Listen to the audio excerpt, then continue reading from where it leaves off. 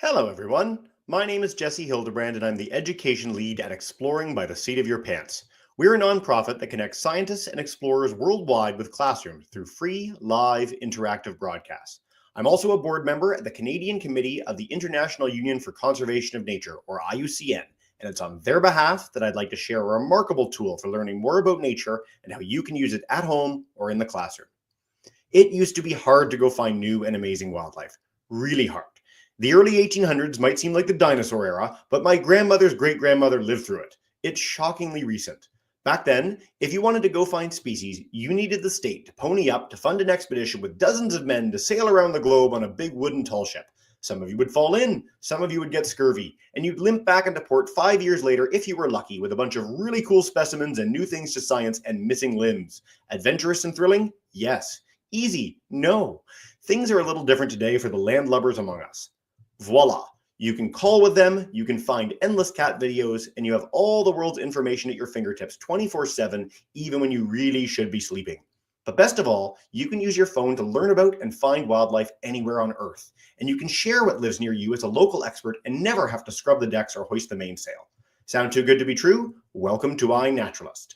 iNaturalist is the greatest tool ever devised to learn about nature, and all the observations come from you. Well, not you personally, that would be quite the feat. Internet friends to the rescue.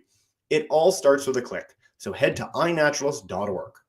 From here, to get your bearings, click Explore and get ready to be amazed. Orange overload. That is a lot of observations, my goodness. Your internet friends have got off to an awfully good head start. And to date, in every country on Earth, there have been over 229 million observations made by over 3.5 million people. That's like if everyone in Uruguay became a naturalist overnight. But it's the nitty-gritty that makes iNaturalist particularly exciting. So let's explore more. You can type in any species on Earth into the search bar and see where it's been observed at a global and local scale. Here, I use the international jet setter, the osprey, as my example. They're found on every continent except Antarctica, and I hear they're plotting to take it over soon too. Over 140,000 observations have been made of them by nearly 39,000 people. That's wild. You can even see the most recent observations on the right and check close to home to see where they may have been spotted close to you, so you can go say hello in person. Let's explore that more. You can pick any spot on Earth from the search bar or just by scrolling in. It can be a country, a city, or even your local park. It's pretty amazing to be able to see every kind of thing that lives near you. For sake of example, I chose Nairobi here, an incredible city in the world of conservation, as they have their own national park and are the only world wildlife capital on planet Earth. Let's dive in and see what species you can find there. Just click Species at the top and you can peruse all the most common observations made by locals and tourists alike. Over 3,900 species in the city boundary alone. Just look at these creatures.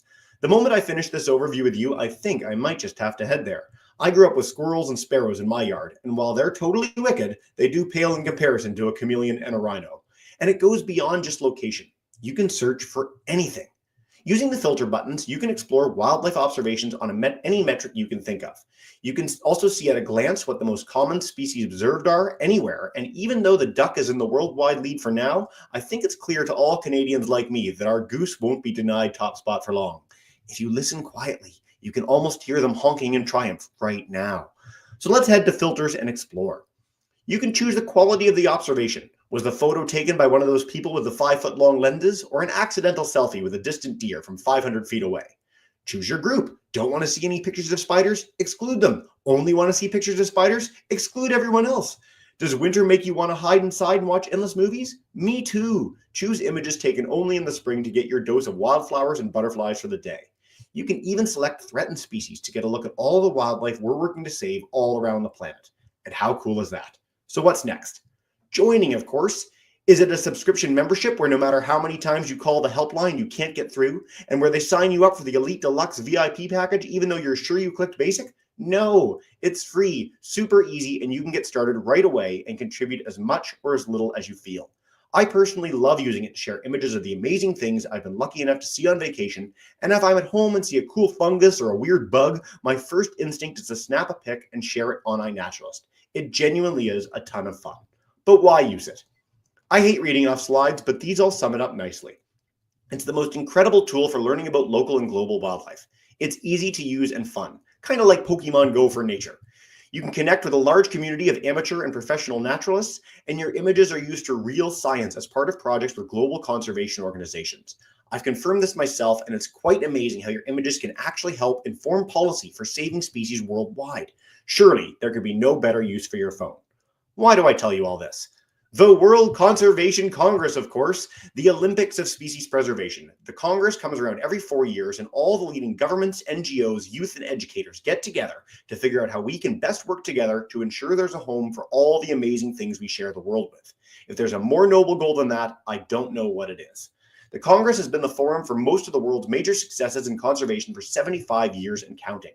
We've brought whales, wolves, condors, and crocodiles, and so many other species back from the brink. We've invested billions in saving wetlands, rainforests, and more. And we've shifted the whole world's perspective to love and cherish wildlife through decisions made at conferences like this. Abu Dhabi is the perfect forum for the conference, a city that has wrought miracles of glass and marble from the sand in just a few short decades of development. But, like the rest of the Emirates, has protected tremendous tracts of coastal wetlands with hundreds of species right in their city centers.